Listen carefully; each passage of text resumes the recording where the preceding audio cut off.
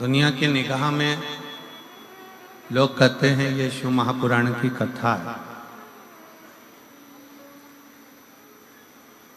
दुनिया की निगाह में लोग कहते हैं ये केवल शिव पुराण है, भगवान शंकर की कथा है। पर यदि हम और आप इस कथा को अगर श्रवण करने के लिए बैठे हैं, शंकर भगवान की इस पवित्र कथा को अगर सुनने के लिए बैठे हैं, शिव कथा यदि आप और हम श्रवण कर रहे हैं, तो ये मानकर चले कि ये केवल एक पुराण नहीं है, केवल एक पुराण नहीं।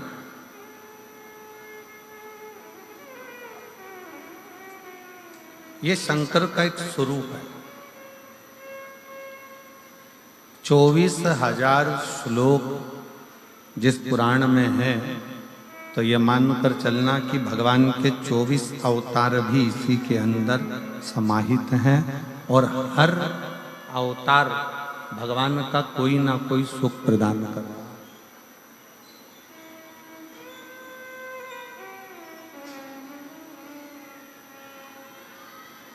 जिन संत के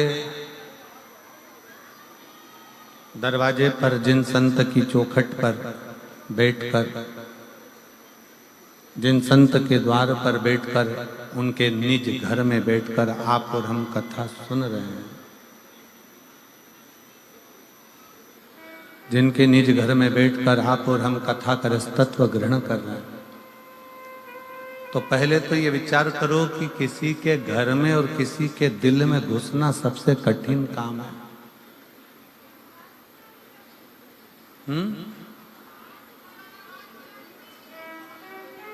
खड़े होके बोलो, आवाज नहीं आ रही है इधर भी। ये बक्से नहीं चल रहे हैं क्या? तो ये आवाज यहीं की यहीं बाजू में ही नहीं जा रही है। किसी के दिल में और किसी के घर में प्रवेश करना बहुत कठिन है, बहुत कठिन। अगर आप और हम तारा बाबा जी की कुटिया में बैठकर कथा का रसतत्व ग्रहण कर रहे हैं या शिव कथा सुन रहे हैं, भगवान शंकर की कथा को श्रवण कर रहे हैं, तो ये मानकर चलें कि ये कहीं ना कहीं शिव की कृपा से, भगवान देवाधिदेव महादेव की कृपा से, और भगवान शंकर ने कोई बहुत बड़ा रिश्ता आपका और हमारा निभाया होगा, जो एक संत के घर में बैठकर कथा को सुना। और मैं निवेदन करूंगा गोपाल जी कांडा जी से, श्री गोविंद जी कांडा जी से, कि हमारे जीवन की भी ये एक ही कथा ऐसी होती है जो किसी संत के घर में बैठकर बाँचने का सौभाग्य मिलता है। किसी संत के घर के अंदर बैठकर, संत की कुटिया में, इसका नाम ही तारा बाबा की कुटिया है, उस कुटिया के अंदर बैठने कर बाँचने का जो सौभाग्य मिलता है वो केवल यहीं सिरसा में ही मिलता है। और आपको भी मुझे ऐसा लगता है कि श्रवण करने का जो सौभाग्य मिलता होगा शिव पुराण को, जितने लोग आस्था चैनल पर कथा सुन रहे हैं, जितने फेसबुक यूट्यूब पर कथा सुन रहे हैं, जितने इस पवित्र प्रांगण में अंदर बैठकर और बाहर के पंडालों में जो बैठकर कथा सुन रहे हैं, उन सब से निवेदन है कि दिल से सुनो,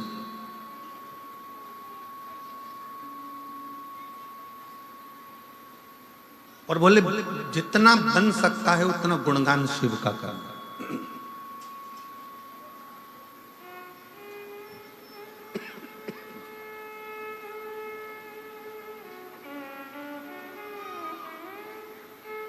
केवल एक यही कथा ऐसी होती है जिसमें कोई पास की व्यवस्था नहीं होती है।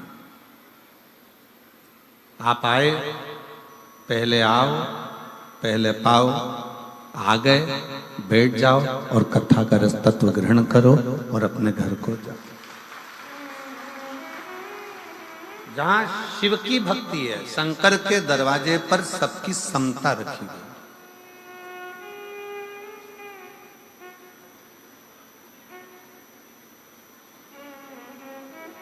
एक संत का दरवाजा, एक गुरु का दरवाजा, एक शिव का दरवाजा एक ऐसा होता है जहां पर कोई भेद उसकी साक्षी में नहीं होता।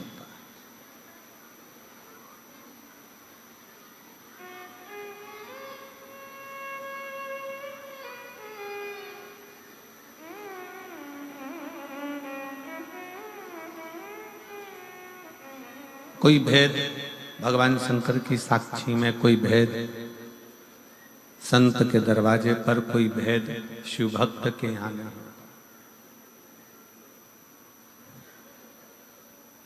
एक अपने बाप के घर, अपने पिता के घर, और दूसरा परमात्मा के दर। बिना संकोच के जाना चाहिए। पिता का घर है, मान लो कोई बात आ गई तो पिता को एक बार अपने दिल का दुखड़ा, अपने हृदय की बात जरूर कहो। माना अपने पिता के पास में इतनी दौलत नहीं है, माना अपने बाबुल के पास, अपने पिता के पास में इतना धन नहीं है कि वो तुमको कुछ देगा।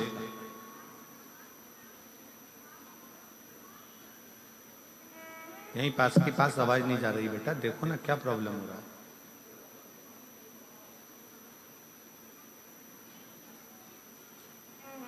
अपने पिता के पास, अपने बाबुल के पास, भले बाबुल के पास में, पिता के पास में कोई दौलत ना हो, धन ना हो, संपदा ना हो, कुछ भी देने का नहीं हो, तो भी पिता के पास में अपने दिल की बात जरूर कहना चाहिए।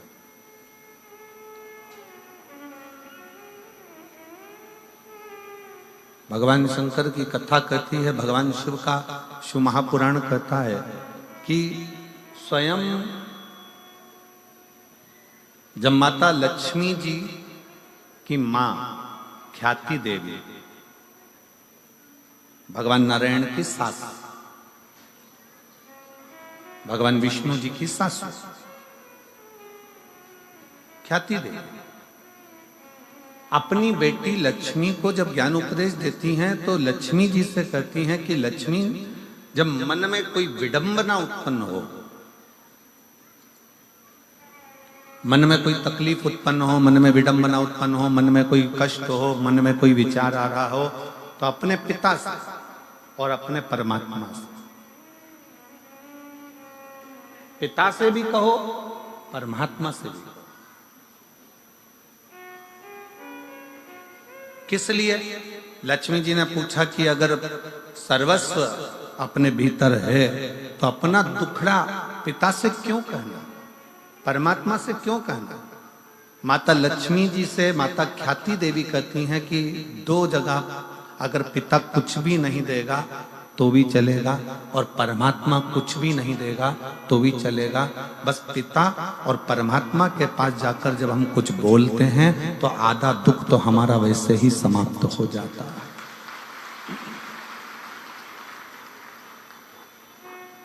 और मैंने तेरे ही भरोसे, जिसको आता है कथा सुनते रहते हो तो साथ में दोहराया करो, मैंने तेरे ही भरोसे हवा बिच उड़ती जावांगी, बाबा डोर हथो छड़ी ना मैं कटी जावांगी, भोले मैं तेरी पतन, शंभो मैं तेरी पतन, हवा बिच उड़ती जावांगी, बाबा डोर हथो छड़ी ना मैं कटी जावांगी। एक पिता के पास में और एक परमात्मा के पास भले वो दे ना दे, पर अपने मन की बात जरूर कहो।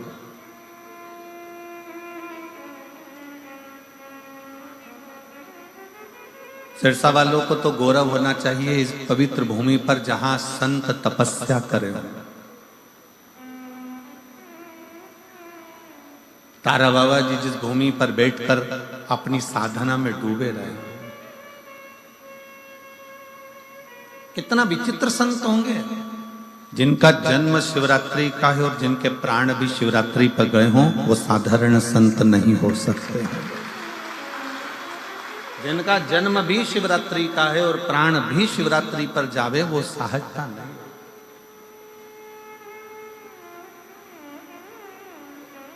कितनी पवित्र भूमि होगी सिरसा की।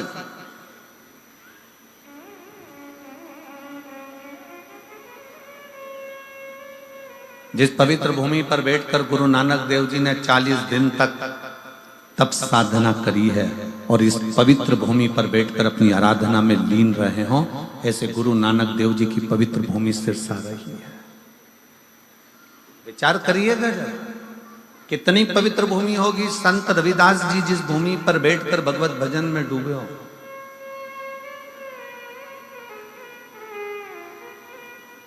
जो जाति में बांटते हैं ना, जो कहते हैं ये ब्राह्मण है, ये क्षत्रिय है, ये वैश्य है, ये शूद्र है, जो जाति में बांट देते हैं, उनको एक बार सिरसा में आकर देखना चाहिए। ये वो पवित्र भूमि है जहां पर केवल मनुष्य देखा जाता है। यहाँ जाति में नहीं बांटा जाता, यहाँ संप्रदायों में नहीं बांटा जाता, यहाँ एकता देखी।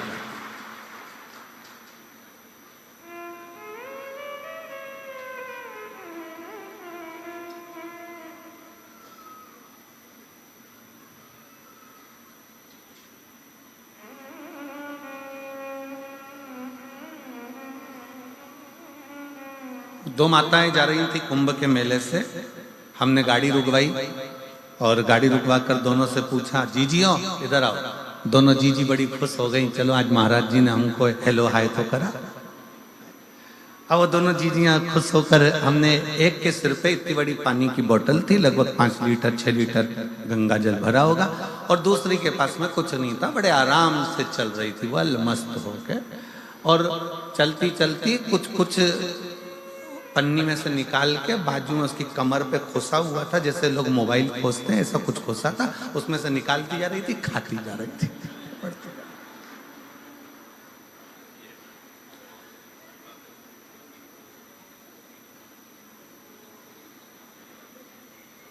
उसमें से एक बड़ी, जैसे उसने हमने रोका, उसको बड़ी खुश होके नाचने लगी। श्री शिवाय नमस्ते। हमने कहा क्या खा रही हो जीजी? तो कहे हम कुछ भी खा रहे हो, पर तुम हमारे प्राण मत खाओ। पहले ये बताओ कि गुरुजी की कथा कहाँ चल रही है? तो हमने कहा तुम कथा सुनने नहीं आई थी क्या प्रयाग में? तो कहे नहीं गुरुजी, हम तो ढूंढ ढूंढ के थक गए, जब आखिरी सिरा हो गया, सब जो ढूंढ ढूंढ के थक गए, आपकी कथा नहीं मिली, तो फिर एक जगह पे भंडारा खाया, गंगा नहाए, अब जाने का समय आ गया, पर अब तुम्हारे दर्शन हो गए। ये बताओ गुरुजी की कथा कहाँ चल रही है? अब हमने कहा आज तो कथा का आखिरी दिवस है, अब तो कल सिरसा में चालू होगी। अब कथा का आखिरी दिवस है, कल सिरसा में चालू होगी। हम नहीं बोले, उससे पहले जो पास में गंगा जल लेके चल रही थी ना सिर पे, वो चिल्ला के बोली, वो तारा बाबा की कुटिया में। हमने कहा हाँ। हम नहीं बोले, बाजू वाली गंगा जल लेके बोल दी। खुशी हुई, बोलबम का नारा है, बड़ी प्रसन्नता हुई। वो बाजू वाली बोली, हमने तारा बाबा की कुटिया में बस इतना बोला, तो हम बोले हाँ हाँ वहीं पर कथा चालू होगी। बस हम भी, वो कौन सा गांव वाला था, गंगापुर वगैरह, यहाँ पास में कोई लगा, राजस्थान का कोई सा गांव लगा हुआ है सिरसा के पास में, गंगानगर के। गंगानगर कितना है यहाँ से? बाजू में ही है, 150 किलोमीटर। हाँ, तो वो कभी भी कूद के आ सकते हैं पक्का। हम गंगानगर के आसपास, बड़ी प्रसन्नता हुई कि कितनी प्रसन्नता लोगों के हृदय में है शिव तत्व। हम बोले नहीं, परंतु वो खुद बोल रही हैं कि तारा बाबा की कुटिया एक गुरु का दरवाजा, एक संत का दरवाजा, साधु का दरवाजा, तपस्वी का दरवाजा, पिता का दरवाजा और परमात्मा का दरवाजा एक ऐसा होता है जहां कुछ नहीं भी मिले ना, वहां दिल खोलकर बोल देना चाहिए कि मेरे जीवन का ये दुख है वो कटेगा। पिता के पास दौलत नहीं है, पिता के पास धन नहीं है, पिता के पास वैभव नहीं है, पिता के पास तुम्हारे पास देने के लिए कुछ भी नहीं है। संत के पास खुद फटा हुआ कपड़ा हो, तन पर एक पिछोड़ा डाल कर जो बैठा हुआ हो, टाट पर बैठता हो, जिसके पास पानी पीने के लिए भी पूर्ण पात्र ना हो, बिछा हुआ एक छोटा सा एक टाट का कपड़ा, तन पर एक फटा सा कपड़ा, अंगोछा तन पर बंधा हुआ संत अगर बैठे हुए हों और वो संत बैठा हुआ है और कहीं किसी रूप में किसी आनंद के साथ तुम अपने पिता के पास भी कुछ ना हो और संत के पास भी कुछ ना हो तो भी अपने दिल की बात जरूर कहना चाहिए। संत परमात्मा पिता कब कृपा की दृष्टि कर देते हैं ये पता नहीं चल पाता और हमारा कल्याण कर देते पता नहीं चलता। और शंभु शरणे पड़ी मांगू घड़ी रे घड़ी, दुख काटो दया करीन दर्शन। शंभु शरणे पड़ी मांगू घड़ी रे घड़ी, दुख काटो दया करीन दर्शन। पिता से भी कहो, परमात्मा से भी कहो, दोनों से। तेरे मंदिर में आना मेरा काम है और मेरी बिगड़ी बनाना तेरा। अब जाओ कहो।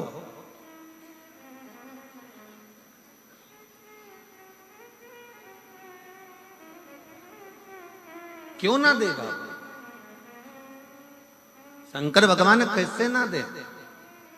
केवल एक 33 कोटि देवता में केवल एक देव है, वो है देव अधिदेव महादेव, जिनके पास में असंभव शब्द ही नहीं है।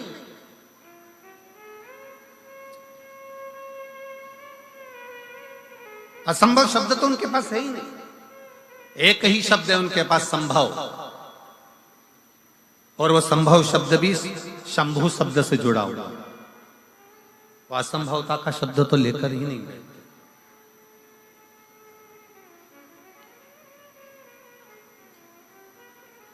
छोटी है माता पार्वती जी, 5 वर्ष की आयु है। माँ जगज्जननी जगदम्बा दुर्गा की 5 वर्ष की आयु में माता पार्वती जी अपने पिता के साथ में बगीचे में भ्रमण कर रही थी। बगीचे में भ्रमण कर रही हैं और इतना बोल रही हैं, इतना बोल रही हैं, एक बेटा और एक बेटी, दोनों में जमीन और आसमान का अंतर होता है। बेटा और बेटी में जमीन आसमान का अंतर होता है। बेटा संसार में बोलता है, घर के अंदर आते से चुप हो जाता है, और बेटी घर में इतना बोलती है, बाहर निकलकर चुप हो जाती है। ये बेटा और बेटी का अंतर है। बेटी घर में आएगी ना अपने पापा के पास में, रात के 11 बज रही हो ना तो भी बात करने में लगी रहेगी। बेन बेन बैठ जाए तो रात के 2-1:30 तो यूं ही बजा दे। 2-3 बजे तक तो इनका ठिकाना ही नहीं पड़ता। फिर घर में पिताजी चिल्लाएंगे, सोगी कब? बस पापा आधे घंटे में, तुम तो सो जाओ, हमारी चिंता मत करो। और बाप खुद ऐसा है कि तकिया लगा के कम्बल ओढ़ के इन दोनों की बात सुनता रहता है कि क्या बोल रही हैं, जरा मालूम तो पड़े इनकी बात, इनका क्या काम चल रहा, क्या बोल रही है। फिर पिताजी अपनी पत्नी को भी चिल्लाएंगे, अरे इनको बोल दे सो जाए, रात के 1 बज रही है, बोलते क्यों नहीं, बोल दे जाके, जा कि सो जाओ। इतने में तुरंत पत्नी भी कह देगी, तुम्हें क्या करना, वो अपनी जाने, तुम तो सो। फिर पति कहेगा, तू तो सो। पत्नी कहती है, मुझसे क्या करना तुमको, तुम सो जाओ। अब बेचारी मोड़ी आई है, छोरी आई है, बेटी आई है, अगर मैं उनके साथ में नहीं बोलूं तो फिर कौन बोलेगा, मैं नहीं सो रही, अभी तुम सो जाओ। अब इसको भी नींद नहीं आ रही क्योंकि इसका दिल जो बेटी आई है ना उसमें लगा हुआ है कि दोनों बात क्या, दोनों बेटी, एक एक बेटी का चरित्र, एक बेटी और बेटे में जमीन आसमान का अंतर होता है। बेटा बाहर बोलेगा पर घर में आकर चुप हो जाएगा, एकदम मौन, बोलेगा ही नहीं। बहनें जान कर बोलती है भैया कुछ तो बोल, अरे जरा सा तो बोल। भैया बेचारा मुस्कुरा के इधर उधर उधर घूम फिरा बाहर और बोलेगा। पर बेटियों की आदत रहती है, वो अपने घर में बोलती बहुत है, अपने पिता से, अपने बाबुल से, अपनी माता से, अपनी बहनों से बोलती। 5 वर्ष की आयु थी माता पार्वती जी की, 5 वर्ष की अवस्था माँ जगतजननी जगदम्बा की, और सुंदर एक चोटी बांधी हुई है, आधे केश खुले हुए हैं, और बड़े प्रेम से सुंदर सुंदर लहंगा पहनी है, चोली पहनी है, और सुंदर सा एक जूड़ा बंधा हुआ है। बड़ी सुंदर सा फूलों की मालाएं गले में धारण करी है माता पार्वती। पुष्प का सुंदर कर्ण फूल पहनी है, पुष्प का ही बैंदा लगाई है, और पुष्प की ही करधुनी पहनी हुई है। 5 वर्ष की अवस्था में माता पार्वती जी अपने पिता के साथ हाथ पकड़कर बगीचा में भ्रमण कर रही थी, और बगीचे में भ्रमण करते करते पार्वती जी खूब बोल रही हैं, खूब बोल रही, खूब बोल रही।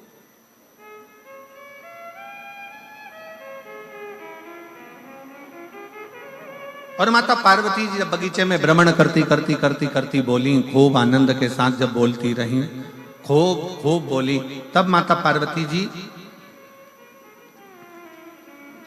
2 प्रश्न कर दिए अपने पिता से। पिताजी,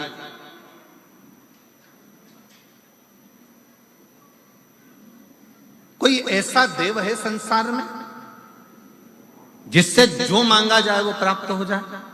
स्वयं माता पार्वती जी करें, स्वयं मां जगतजननी जगदम्बा अंबा करें, स्वयं माता पार्वती जी करें।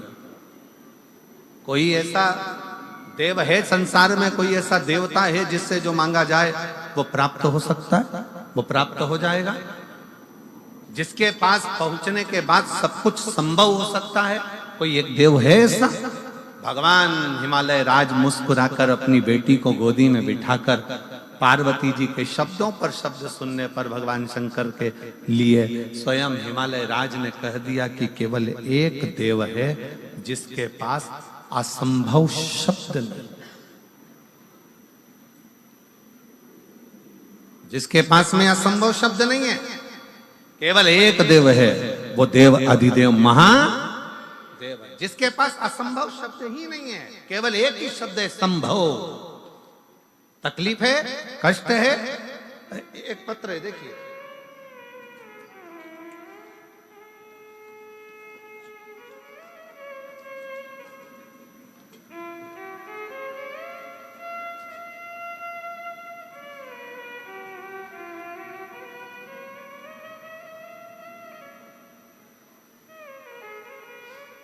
मेरा नाम प्रवीण कुमार है, मैं गांव कालू आना, सही बोला है? हाँ ठीक है। ग्राम पत्र को आप लोग हैं, आ जाओ, एक बेल पत्र ले जाना, आ जाइए।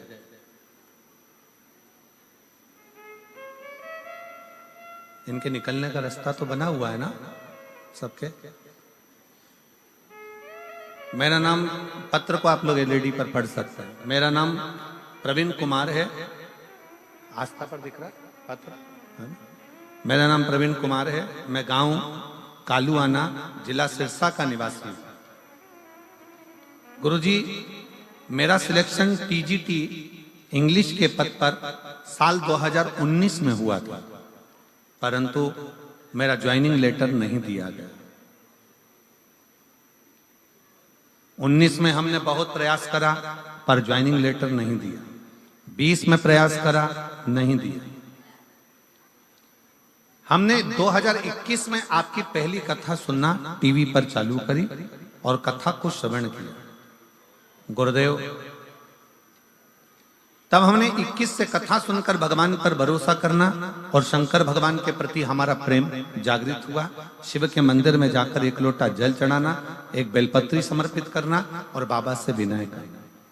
गुरुदेव, मैं बाबा को धन्यवाद देता हूं, ऐसा समय निकलता गया फिर भी हमारा ज्वाइनिंग लेटर 2021-22 का प्राप्त नहीं हुआ।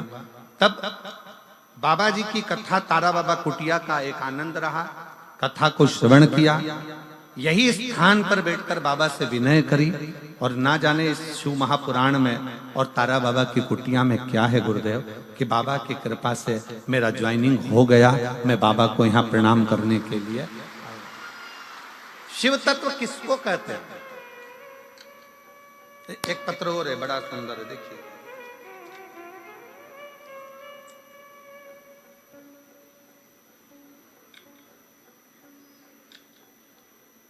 माया कुमारी, सुनील कुमार, श्री रामगढ़ नोहर, श्री रामगढ़ नोहर, हनुमानगढ़।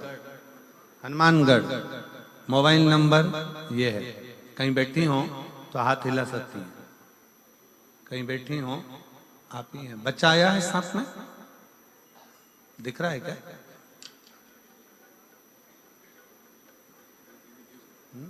आया है, ले आइए, आ जाओ, ले आओ।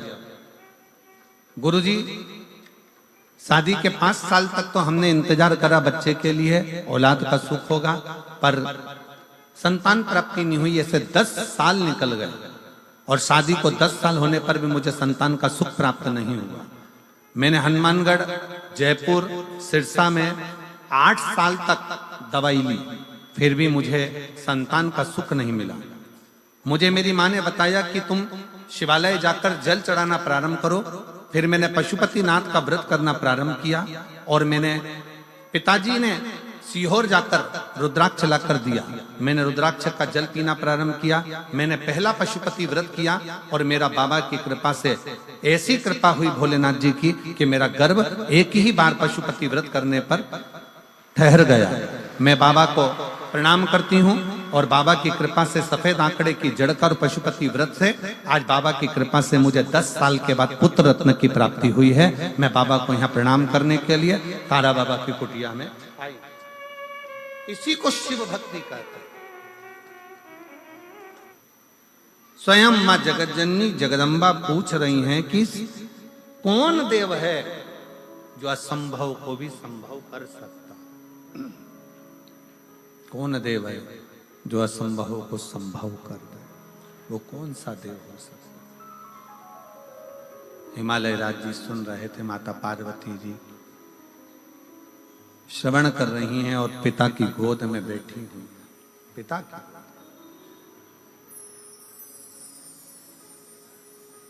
और तभी भगवान हिमालय राज ने अपनी बेटी पार्वती जी से कह दिया, केवल 33 कोटि देवता में केवल एक देव है जो असंभव को भी संभव कर सकता है। वो देव अधिदेव महादेव, केवल एक देव अधिदेव महादेव भगवान शिव।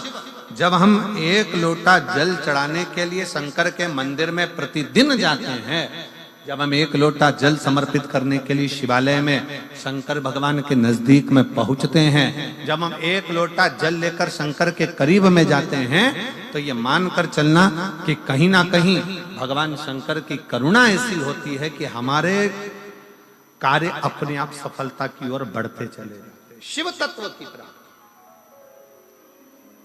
पर शिव महापुराण में 2 चीजों का स्मरण कराया गया। एक है पहले नंबर पर आपका भरोसा, आपका विश्वास। आपका विश्वास कितना है शिव के प्रति, शंकर भगवान के प्रति आपका भरोसा कितना, शंकर के प्रति आपकी दृढ़ता कितनी, शिव जी के प्रति आपका समर्पण कितना, शंकर भगवान के प्रति आपका भाव कितना।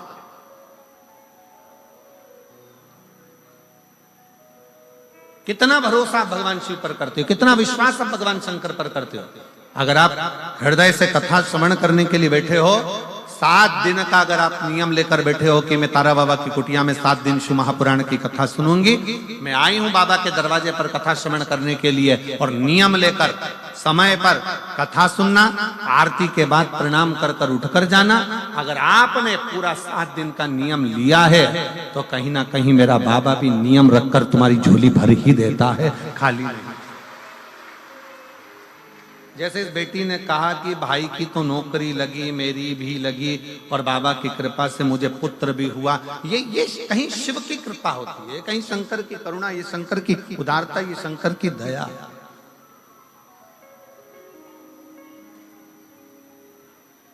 ये शिव की उदारता, ये शंकर की करुणा, ये शंकर की दया है।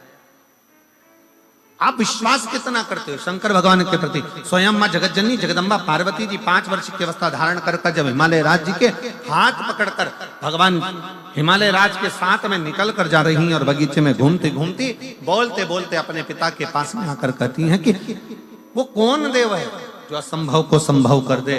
तब हिमालय राज अपनी वाणी में कह दिया कि वो केवल एक है, वो देव अधिदेव महादेव जो असंभव को भी संभव कर सकता।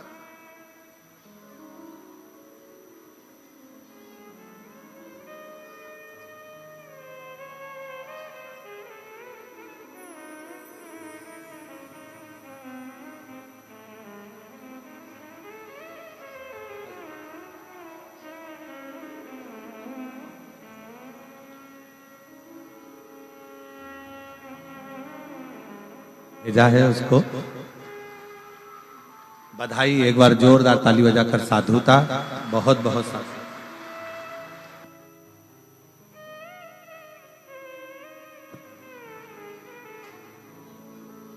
शिव कथा कर रही है, भगवान शंकर का संवाद कर रहा है, शिव महापुराण की कथा कर रहा है, भगवान शंकर की कथा कर रहा है। दूसरा प्रश्न माता पार्वती जी ने अपने पिता से फिर कर दिया। छोटे हैं, बचपन में बेटियों की फिर वही बात आ गई कि एक बेटी अपने पिता के सम्मुख में जितना बोलती है, अपने पिता के सामने जो कह देती है वो कह देती है।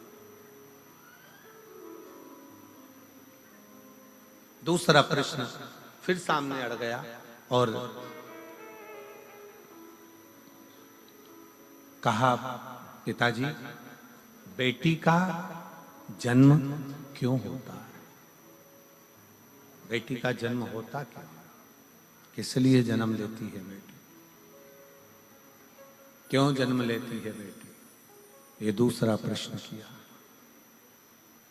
बेटी का जन्म क्यों होता है? घर में एक लड़की का जन्म होना, एक बेटी का जन्म किस लिए, क्यों, किस लिए? फिर पिताजी ने कहा, हिमालय राज अपनी बेटी को लाड़ लड़ाते हुए, हृदय लगाते हुए, गोदी में बिठाते हुए कहते हैं कि बेटी केवल एक स्त्री, केवल एक स्त्री ही होती है जो इस संपूर्ण जगत के पालनकर्ता को जन्म भी दे देती है।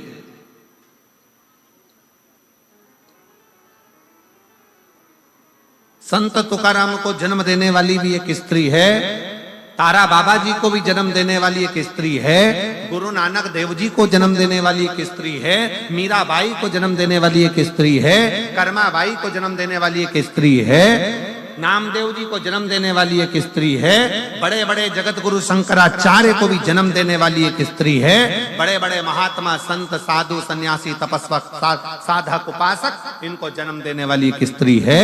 और राष्ट्र में, संसार में चाहे कोई कितना भी महान क्यों ना हो, उसको जन्म देने वाली भी एक स्त्री है। संसार की रचना में अगर कोई सम्मिलित होकर इस संसार की रचना को श्रेष्ठ बनाने वाली है तो वो एक स्त्री है, एक नारी।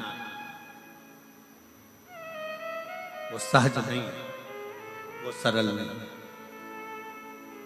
पार्वती जी, माता जगत जननी मां जगदम्बा माता पार्वती जी से कहा हिमालय राज ने कि बेटी का जो जन्म है, अगर संसार में एक स्त्री जन्म लेती है, एक बेटी जन्म लेती है, संसार में एक लड़की का अगर जन्म होता है, एक बेटी का अगर जन्म होता है, एक स्त्री का जन्म होता है, तो श्रेष्ठ संसार की रचना के लिए होता है। श्रेष्ठ संसार की रचना के लिए एक बेटी का जन्म होता है।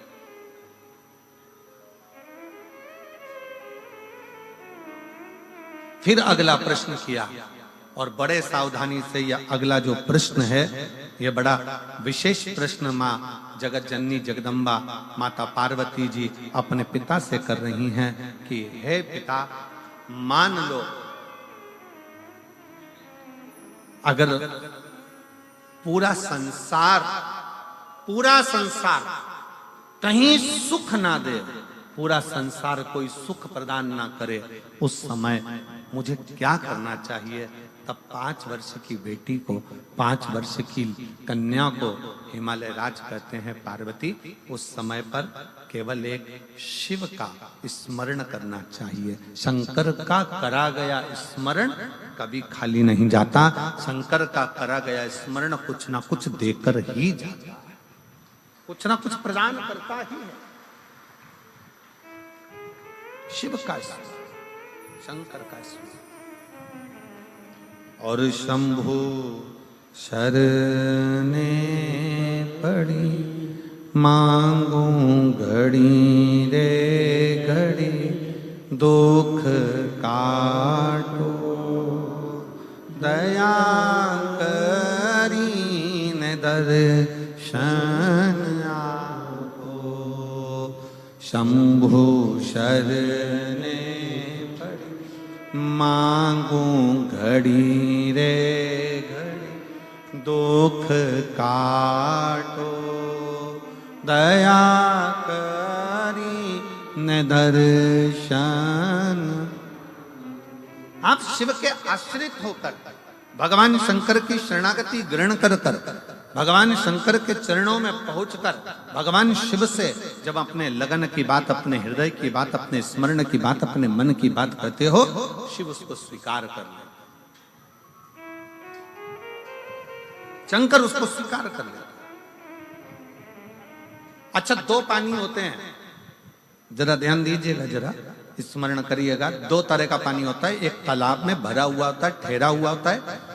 तालाब में भरा हुआ पानी है, सरोवर में भरा हुआ पानी है, कुंड में भरा हुआ पानी है, खड्डे में भरा हुआ पानी है, कुएं के अंदर भरा हुआ पानी है। एक पानी वो है जो ठहरा हुआ है, और दूसरा पानी वो है जो बहता चले जा रहा है, बहता चले।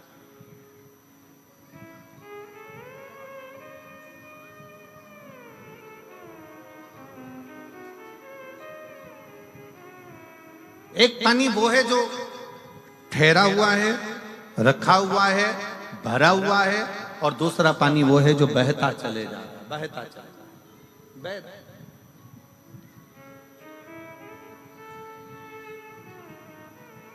बहते हुए पानी को स्वच्छ बनाने के लिए जरूरत नहीं पड़ती है। वो पानी तो बह रहा है, चल रहा है, परंतु जो ठहरा हुआ पानी है ना, उसको स्वच्छ बनाने के लिए थोड़ा ना थोड़ा, कुछ ना कुछ उसमें डालना पड़ता है।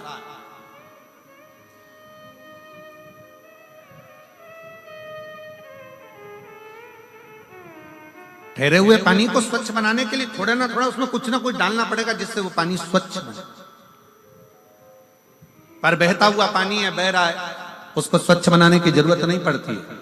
वो तो अपने आप बहता जा रहा है, बढ़ता जा रहा है, चलता जा रहा है, पी लो और आगे बढ़ता चले जाएगा। उसको स्वच्छ बनाने के लिए कुछ देने की जरूरत नहीं है। पर ठहरा हुआ पानी है, तालाब का पानी है, खड्डे का पानी है, बावड़ी का पानी है, कुंड का पानी है, सरोवर का पानी है, उसको अगर अच्छा बनाना है, कुछ ना कुछ उसमें डालना पड़ेगा, केमिकल आदि कुछ ना कुछ डालना पड़ेगा, जिससे ये ठहरा हुआ पानी श्रेष्ठ बने। वो ठहरा हुआ पानी कुछ श्रेष्ठ हो सकता, वो ठहरा हुआ पानी को श्रेष्ठता प्राप्त कर सके। बस यही शिव पुराण की कथा कहती है। दो तरह के संबंध होते हैं संसार में, एक ठहरे हुए संबंध होते हैं और एक पानी की तरह बहते हुए संबंध होते हैं।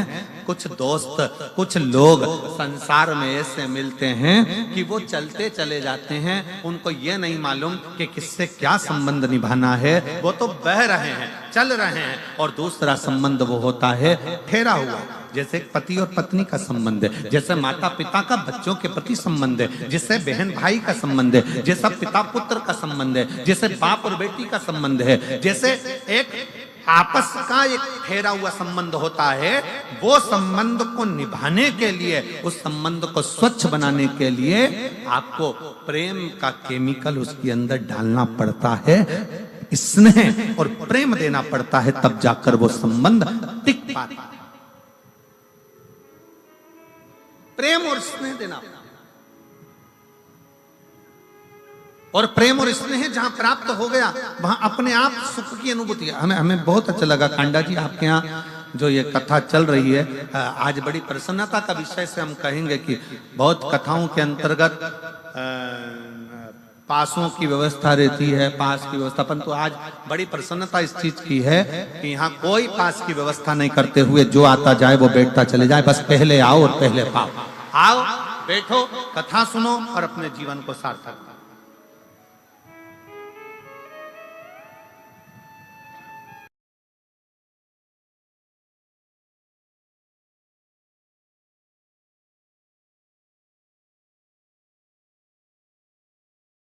और किस भरोसे के साथ आप भजन कर रहे हो, किस भरोसे के साथ आप शिवालय जा रहे हो, किस भरोसे के साथ। और एक और बात ध्यान रखना, संसार के लोगों पर भरोसा करोगे तो वो टूट जाएगा, पर मेरे शंकर पर भरोसा करा तो वो कभी टूटने वाला नहीं, वो कभी नहीं टूटेगा। संसार के लोगों पर भरोसा करोगे तो वो टूट जाएगा।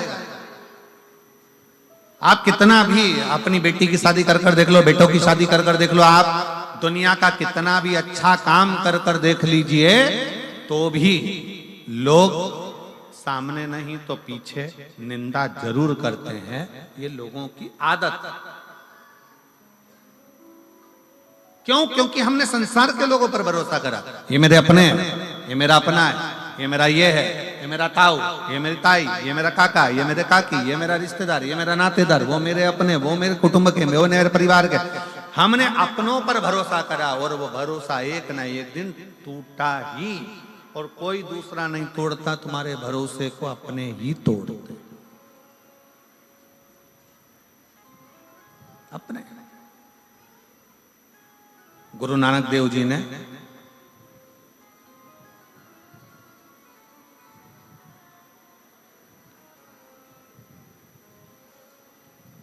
एक बार गुरु नानक देव जी बैठे हुए थे और बाले गुरु नानक देव जी के पास में आए। जो बोले सो निहाल सस। गुरु नानक देव जी के पास में बाले आया और बाले आया और बैठ गया। बहुत देर तक गुरु नानक देव जी को निहारता रहा, बहुत देर।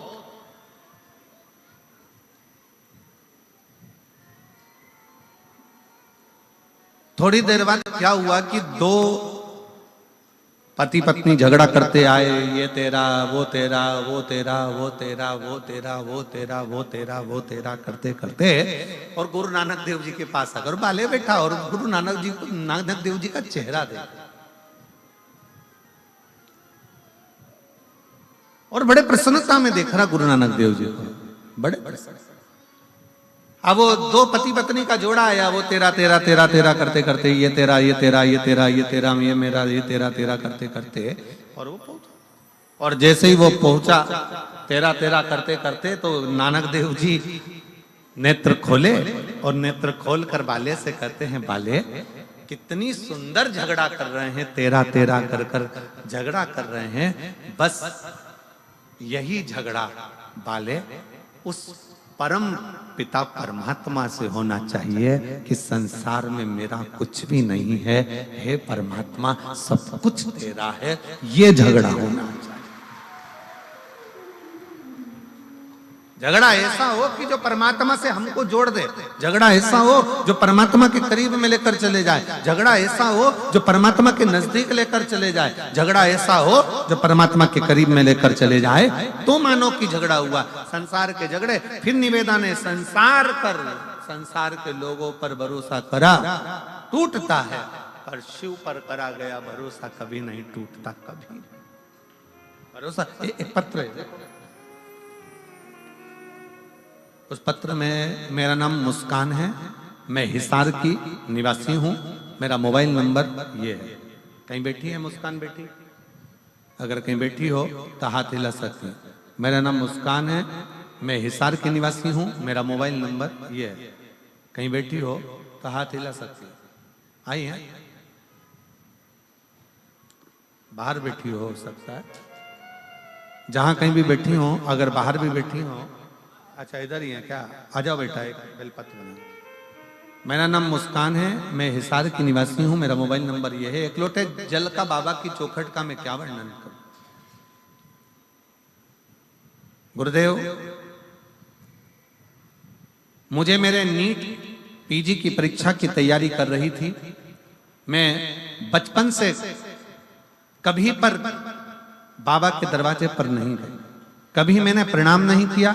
पर पहली बार 2023 से मैं, क्योंकि पढ़ाई में लगी रहती, शिव का स्मरण नहीं कर पाती, पर 2023 में मैंने एग्जाम दिया, लेकिन मेरा नहीं हुआ।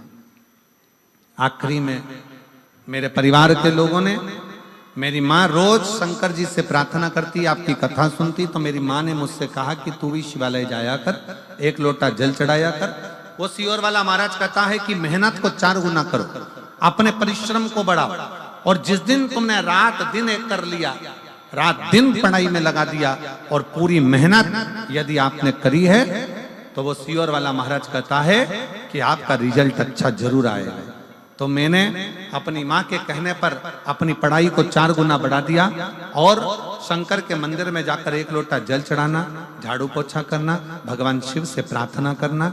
आज मैं बाबा को धन्यवाद देने के लिए आई हूँ कि मेरा नीट में सिलेक्शन हो गया, और मेरा MD जनरल मेडिसिन में सिलेक्शन होकर आज बाबा की कृपा से मुझे गवर्नमेंट कॉलेज भी मिल गया। मैं शिव को नमन करने के लिए आई। ये शिव तत्व है, आपका विश्वास। मांगू घड़ी रे दुख काटो, दया करीन दर्शन। एक विश्वास, शिव को सबसे ज्यादा मूल, भगवान शंकर को सबसे ज्यादा दृढ़ी है आपका भरोसा। संसार पर करा टूटेगा, निश्चित है, बिल्कुल टूटेगा, पर शिव पर करा कभी नहीं टूटता। कब टूटता है? जब हमारा विश्वास डामाडोल होता है।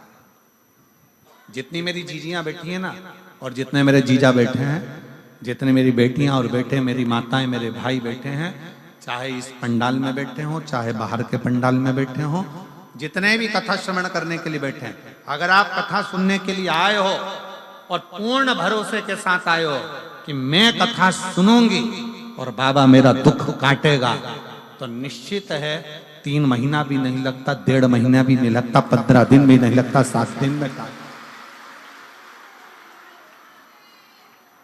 आप विश्वास कितना करते हो, शिव पर भरोसा कितना करते हो? और जहां हमारे मन में दृढ़ता कम हुई, जहां हमारे मन में विश्वास कम हुआ, होगा कि नहीं होगा, फिर मन में आया इतने सारे लोग कथा सुनने आएंगे। कई लोग सिरसा के निवासी कई ऐसे हैं जो घर में बैठकर विचार करते हैं, इतने सारे लोग आएंगे, जाऊं कि नहीं जाऊं।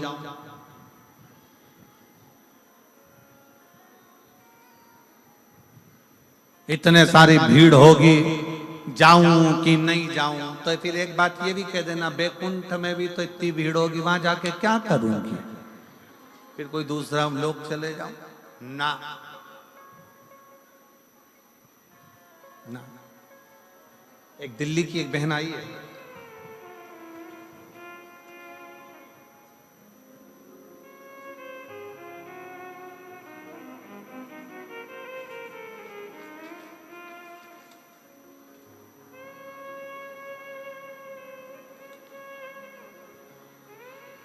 किरण गोयल।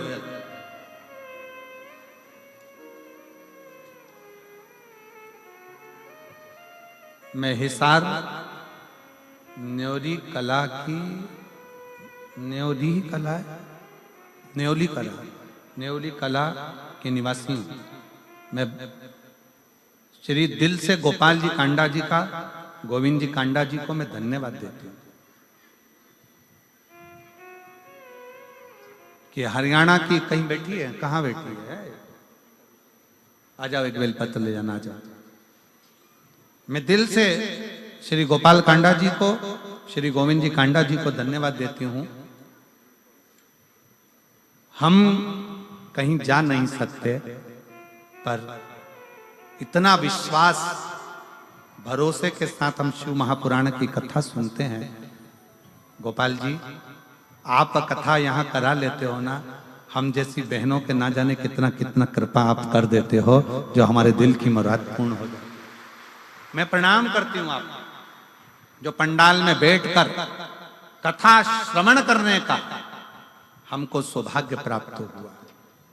हम कहीं जा नहीं सकते, आ नहीं सकते, पर शिव के आश्रित होकर, और मैं गोपाल जी, गोविंद जी आपको कहूंगा इस चीज के लिए, भले ये व्यासपीठ आपकी तारा बाबा की कुटिया में बहुत कथा होती है और बहुत विद्वान बहुत बड़े बड़े संत साधु गुरुजन, बहुत बड़े बड़े संगीतकार और बहुत बड़े बड़े सेलिब्रिटी यहाँ आते होंगे, पर ईमानदारी की बात बताऊं, मेरे शंकर जैसा कोई सेलिब्रिटी नहीं संसार में, मेरे शिव जैसा नहीं संसार में।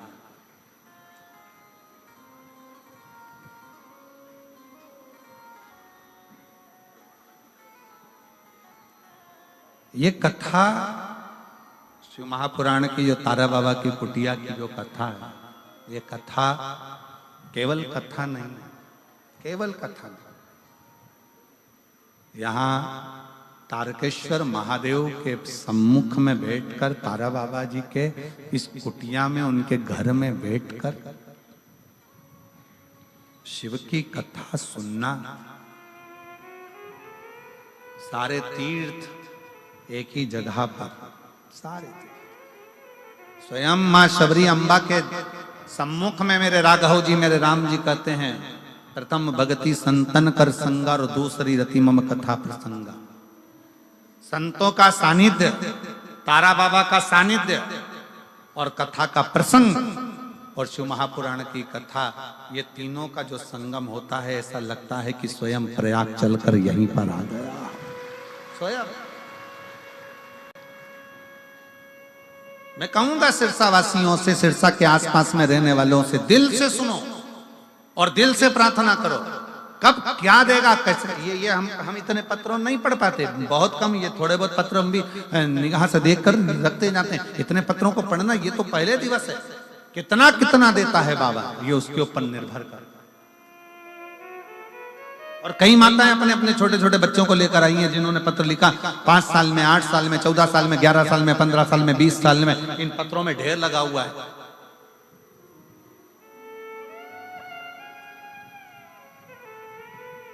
आने वाले समय में सरकार हमारे पीछे पड़ जाएगी। हम तो जनसंख्या नियंत्रण रोकने की कोशिश कर रहे हो, तुम बढ़ाने की कोशिश कर रहे हो। तो ये शिव तत्व नहीं तो और क्या है, शंकर का गुणगान नहीं तो और क्या है, शिव की भक्ति नहीं तो और क्या है।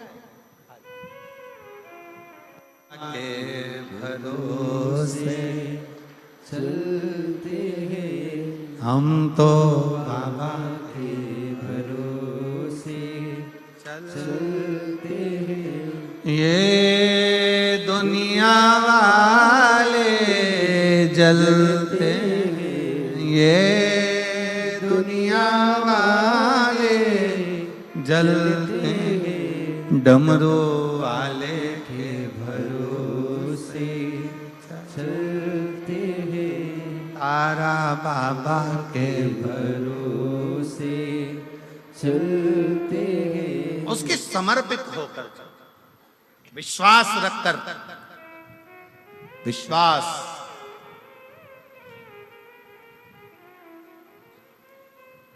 भागवत किस किसने सुनी है? श्रीमद् भागवत सुनी है आप लोगों ने? किन किन ने सुनी है? सबने सुनी। रखो रखो रखो।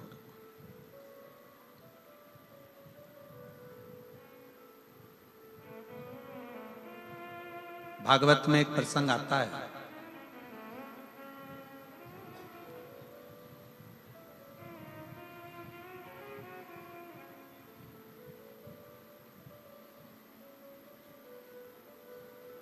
जिस समय पर मणि चोरी का इल्जाम भगवान कृष्ण पर लगा।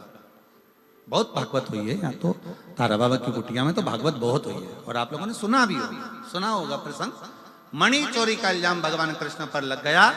भगवान मणि ढूंढने के लिए गए, मणि ढूंढने के लिए गए, भगवान पर लगा, मणि ढूंढने के लिए गए, मणि ढूंढ कर आए, और मणि ढूंढ कर जब गए, बालक खेल रहा था, उसके साथ में जामवंत के साथ भगवान का युद्ध हो गया। और युद्ध हुआ तो भगवान जामवंत ने भगवान द्वारकानाथ के सम्मुख में अपना हाथ जोड़कर प्रार्थना कर कर कहा, प्रभु मैं आपको पहचान गया और मेरा निवेदन स्वीकार करो, मेरी बेटी का विवाह मैं आपके साथ करना चाहता हूं। भगवान स्वयं चिंता में पड़ गए, चिंता। भगवान ने पूछा कि तुम अपनी बेटी का विवाह मेरे साथ करना चाहते हो? हाँ। भगवान ने पूछा तुम कौन है, मालूम है तुमको? जामवंत कहते हैं हाँ मैं जामवंत। जामवंत का फोटो किस किसने देखा है? राम कथा में जामवंत को देखा है तुम लोगों ने? अरे जम के तो बोलो जरा। ठीक है, तुम्हारे जैसा था? नहीं, भालू जैसा था। देखा है कि नहीं देखा? जम के बोलो। बकरा बकरी का छोरा छोरी बकरा बकरी जैसी होता है, बंदर का छोरा छोरी बंदर जैसा ही होता है। बोलो, बोलते जाओ जरा, हाँ है कि नहीं? ऊंट का छोरा छोरी ऊंटना ऊंटनी जैसा ही होता है। बोलो सही है कि गलत है? भेड़ का छोरा छोरी भेड़ जैसा ही होता है। मछली का छोरा छोरी मछली जैसा, मगरमच्छ का छोरा छोरी मगरमच्छ जैसा, शेर का छोरा छोरी शेर जैसा, तो भालू का छोरा छोरी भालू जैसा। अब बताओ ईमानदारी से, भगवान कृष्ण को चिंता नहीं लगेगी कि इसने तो डायरेक्ट शादी का प्रस्ताव रख दिया कि मैं आपके साथ में मेरी बेटी का ब्याह करना चाहता हूं। भगवान चिंता में पड़ गए, ये ऐसा है तो छोरी कैसी हो?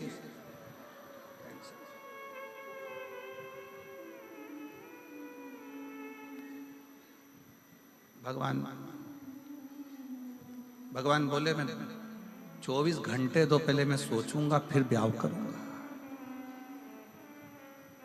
बस तो फिर मैं डायमंड भी नहीं दूंगा, वो जो हीरा था वो रख लो। ठीक है, भगवान बैठे शांत चुप नमन। भगवान ने कहा ठीक है मैं विवाह करने को तैयार हूं, पहले लड़की देखूंगा। ठीक है चलो। अब जो जामवंती को देखने के लिए भगवान गए, अब भालू की छोरी थी, कोई अपने जैसी तो होगी नहीं। बड़े बड़े चेहरे पर बाल, लंबा मुंह, हाथ पैर पे बाल, नख बड़े, भयंकर सा स्वरूप। भगवान ने मन में सोचा ये मेरे लिए थी, मेरे।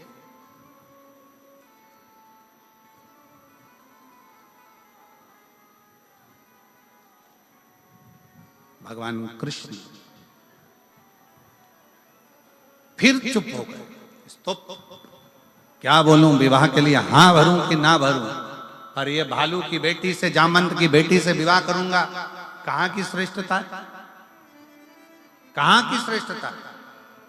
भगवान कृष्ण से रहा नहीं गया। तब भगवान कृष्ण मन में विचार कर कर जब मणि ढूंढने के लिए गए, एकांत में बैठ गए भगवान कृष्ण, और एकांत में बैठकर शंकर को विचारने लगे, शिव का स्मरण करने लगे। शंकर भगवान का जैसे स्मरण करने लगे कि मैं भालू की बेटी से विवाह कैसे कर लूं, जामवंत की बेटी से विवाह कैसे कर लूं, शिव का स्मरण कर रहे थे। भगवान गौरी शंकर स्वयं भगवान शिव लीला करते करते, नट लीला करते करते भगवान कृष्ण के सामने आकर खड़े हो गए। और भगवान कृष्ण ने ऐसी नट लीला करी कि द्वारकाधीश की बुद्धि में वो नट लीला बैठ गई। और भगवान द्वारकानाथ की नट लीला भगवान द्वारकाधीश की बुद्धि में बैठी। और भगवान कृष्ण ने तुरंत जाकर शिव के पास से होते हुए भगवान कृष्ण तुरंत जाकर कह दिए जामवंत से कि मैं शादी करने को तैयार, मैं विवाह करने को तैयार, पर मेरी एक शर्त है, मेरी वो शर्त को तुम स्वीकार करो। जामवंत ने पूछा कौन सी शर्त है?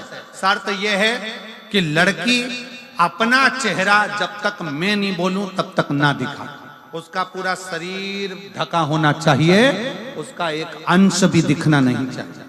जामवंत ने अपनी बेटी जामवंती से कहा, बेटा तेरा जो मन था राम जी का दर्शन तूने किया था और तूने कहा था कि मैं राम जी से विवाह करना चाहती हूँ, तो राम जी ने कह दिया था मैं एक पत्नी व्रत का पालन कर रहा हूँ, इस समय नहीं करूंगा, पर अगला मेरा कृष्ण अवतार होगा तब मैं विवाह करूंगा। तो वो विवाह करने को तैयार हैं, पर उनकी एक शर्त है कि तू अपना चेहरा मत दिखाना, अपना शरीर मत दिखाना, पूरा कपड़े में ढक कर रखना। तो कहा ठीक है, मैं तैयार।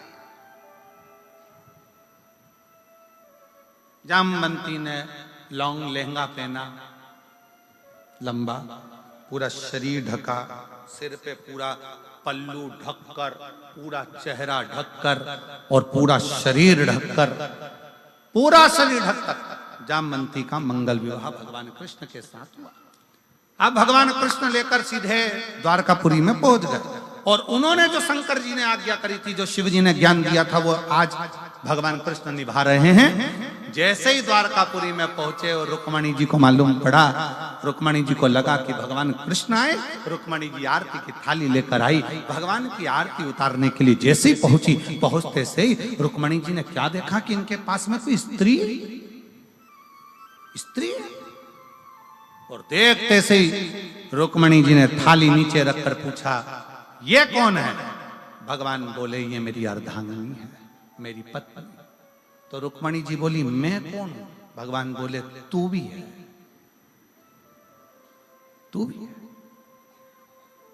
आपने विवाह करा? हाँ। रुक्मणी जी ने कहा, चेहरा दिखा तेरा। भगवान ने कहा था, जब तक नहीं बोलूं मुंडा मत दिखा, चेहरा दिखा तेरा। जामवंती जी चेहरा ना दिखा। रुक्मणी जी ने पूछा द्वारकानाथ से, प्रभु ये अपना चेहरा क्यों नहीं दिखा रही है? भगवान ने कहा, बहुत सुंदर है, इतनी सुंदर, इतनी सुंदर। रुक्मणी जी बोली, मुझसे ज्यादा सुंदर है? भगवान बोले, तू तो उसके पाँव की धूल नहीं लगे, वो इतनी सुंदर। प्रभु आप मेरा अपमान कर रहे हो। भगवान बोले, अपमान की बात नहीं है, सुंदर बहुत है। अब मैं देखती हूँ। रुक्मणी जी ने हाथ से उसके चेहरे को देखने के लिए उसका पल्लू हटाया, उसने जम के पकड़ लिया, देखा ना। रुक्मणी जी को गुस्सा आ गया, थाली में से जल का पात्र उठाया, हाथ में जल लिया, मैं श्राप देती हूं कि जितनी सुंदर मैं हूं बस तू उतनी सुंदर रह जा।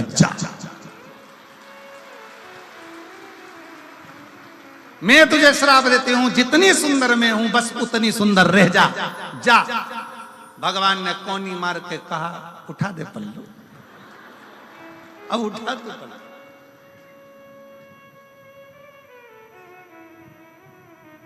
शिव क्या करता है? शिव ये करता है, शिव डायरेक्ट नहीं देता, थोड़ा घुमा फिरा कर देता है, पर देता बहुत अच्छा है, देता बहुत। और जामवंती का चेहरा रुक्मणी जैसा हो गया, सुंदर हो गई, जामवंती बड़ी सुंदर दिखी। और जो जामवंती ने अपना चेहरा दर्पण में देखा तो सबसे पहले द्वारकानाथ के चरण पकड़ लिए। रे द्वारकाधीश, गजब का काम करा, एक भालू की छोरी के इंसान बना दिया। एक जामवंत की बेटी को एक मुझे इतना सुंदर बना दिया। द्वारकानाथ कहते हैं, जामवंती ये मैंने नहीं करा, मैं तो तुम्हारा जब विवाह का प्रस्ताव आया तो सोच में पड़ गया कि एक भालू की बेटी से, जामवंती से कैसे शादी करूं। तब मैं बैठकर शिव का भजन कर रहा था, शिव ने नट लीला कर कर मुझे ये दर्शन दे दिया, और वो दर्शन का फल ये मिला कि आज तो रुक्मणी जैसी सुंदर हो गई। तब जामवंती ने कहा, अब मैं किसी से भी कहूंगी, कोई भी चीज मांगूंगी तो किसी दूसरे से नहीं, देवाधिदेव महादेव से मांगूंगी।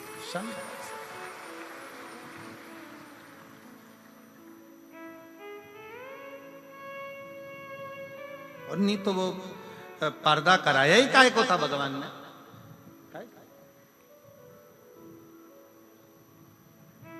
वही रहता, पर्दे में रहने दो,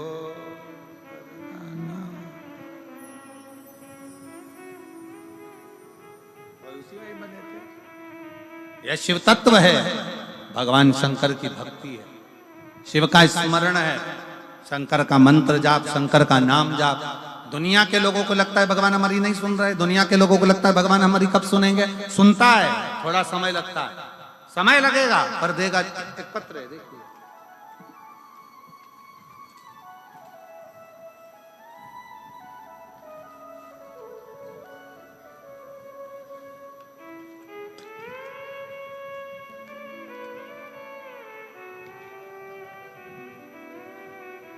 तो इतनी सारी थाली थाली दे दी तुम लोगों ने, पत्र लाओ पर निवेदन है थाली मत लाओ।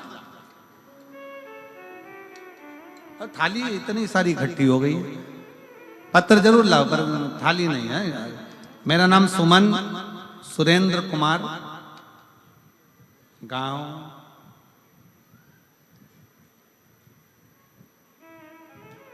अब तुम पढ़ के बता दो राजा, हम पढ़े तो गड़बड़ हो जाए। बिश्नोई जंदवाला बिश्नोई पाला पान। तुम पढ़ लिए ना? अरे बोलो तो जम के, पढ़ लिए? तुम समझ गए? बस जाने दो, ताकि तुम्हें समझना जरूरी है, ठीक है। अपन एक ही चीज पढ़ लो बस बहुत है। जिला सिरसा, मोबाइल नंबर ये।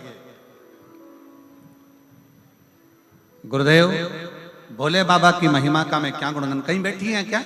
हाथ उठाई। अच्छा वहीं बैठे, ठीक है। आ जाओ बच्चे को लेके, आ जाओ आ जाओ। गुरुदेव बाबा का मैं क्या गुणगान करूं, मेरे पास शब्द नहीं है। मेरी शादी को 8 वर्ष निकल गए थे, संतान का सुख नहीं था गुरुदेव। डॉक्टरों के हिसाब से मैं मां नहीं बन सकती थी। फिर डॉक्टरों ने एक बार जांच करी और उसमें कहा IVF करवाई। हमने IVF करवाया पर उसका भी कोई रिजल्ट नहीं है। आखिरी में डॉक्टर ने कह दिया कि लास्ट तक यही था कि IVF करवाया जाए। एक बार IVF करवाया, दूसरी बार फिर करवाया। डॉक्टरों ने आखिरी में फिर निर्णय दे दिया कि तुम्हारे द्वारा तुम मां कभी नहीं बन सकती। तब हमने आस छोड़ दी। तब हमारी पड़ोसन के कहने पर हमने सफेद आंकड़े की जड़ का प्रयोग किया, पशुपतिनाथ का व्रत किया और बाबा की ऐसी कृपा हुई गुरुदेव कि हमने यही पिछले वर्ष सिरसा में जो आपने कथा करी थी तारा बाबा की कुटिया में, यहीं पर बैठकर बाबा से प्रार्थना करी थी, बाबा हमारी गोदी भर दो। आप कहते हो जब कथा में श्री शिवाय नमस्तुभ्यम बोला जाता है, उसके बाद में बाबा से दुख काटने का बोला जाता है और थोड़ी देर के लिए आप मौन होते हो, उस समय पर बाबा से कुछ मांगना चाहिए। हम भी उस समय पर मांग लिए और बाबा ने ऐसी कृपा करी कि हमारे घर में बाबा की कृपा से 11/12/2024 को पुत्र रत्न की प्राप्ति 8 वर्ष के बाद हो गई। एक लाइन उन्होंने लिखी है कि डॉक्टर को जब मालूम पड़ा कि मैं गर्भस्थ हो गई तो डॉक्टर ने हमसे पूछा कि तुमने कहाँ का इलाज करवाया। हमने कह दिया तारा बाबा की कुटिया का। कहाँ का इलाज? अच्छा एक तो ये हरियाणा के लोग बोलते बड़ा विचित्र है और लिखते भी। हम तो बाबा के भरोसे चलते हैं, हम तो बाबा के भरोसे चलते हैं। ये दुनिया वाले जलते हैं, ये दुनिया वाले जलते हैं, हम तो बाबा के भरोसे चलते हैं, हम तो बाबा के भरोसे चलते हैं। बाबा ने हमको चलना सिखाया, बाबा ने हमको चलना सिखाया, सब भक्तों से मिलना सिखाया, सब भक्तों से मिलना सिखाया, हम तो सीना तान। एक बार जोरदार ताली बजाकर साथ में।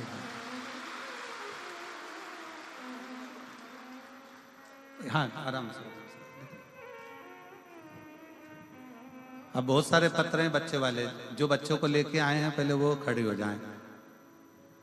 जिन जिन को सिरसा हरियाणा